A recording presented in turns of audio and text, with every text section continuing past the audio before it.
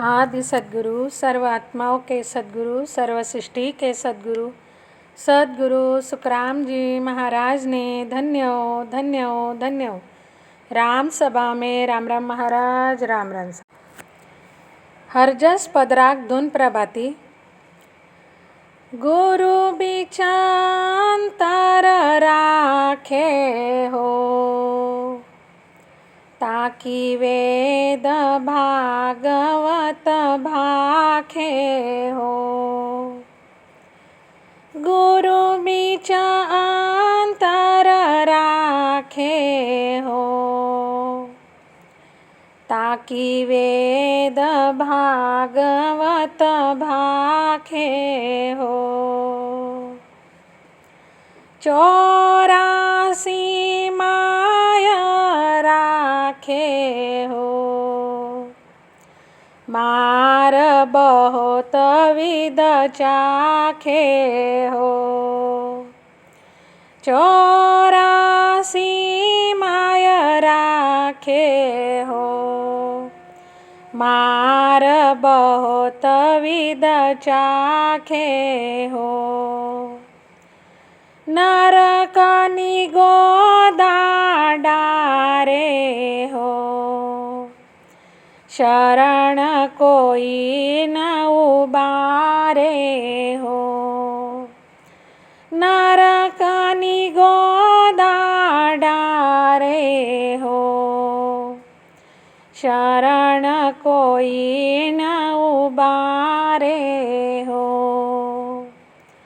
कह सुखराम दुबद राखे हो, वे पार न पूता भाखे हो। कहे सुखराम दुबद राखे हो, वे पार न पूता भाखे हो।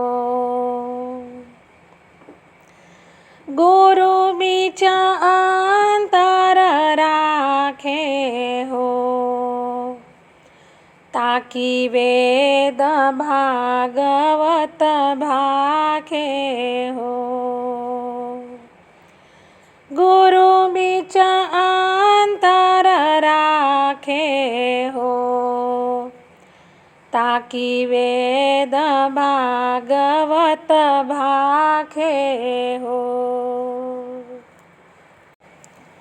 आदि सद्गुरु, सर्व आत्माओं के सद्गुरु, सर्व सृष्टि के सद्गुरु, सद्गुरु सुखराम जी महाराज कहते हैं, जिनको सत्स्वरूप से अगम देश से अनभय परवाना मिला है, वही जीवों को तार सकते हैं, वही सद्गुरु होते हैं। अनभय परवाना मिले हुए सद्गुरु को कोई एकाध जीव मानता नहीं या सद्गुरु से कोई अंतर रखता है, तो वेद भागवत कहते हैं उस जीव को 84 लाख योनियों में रखा जाता है और वहाँ पर उस जीव को बहुत नाना तरह के दुख भोगने पड़ते हैं। वह जीव 84 के हर एक योनि में मार खाता है। उस जीव को 84 लाख योनि भोगने के बाद निगोदा नामक नरक में डालते हैं। यह सारी बातें वेद भागवत में बताई गई है, लेकिन हम उन बातों की तरफ ध्यान नहीं देते।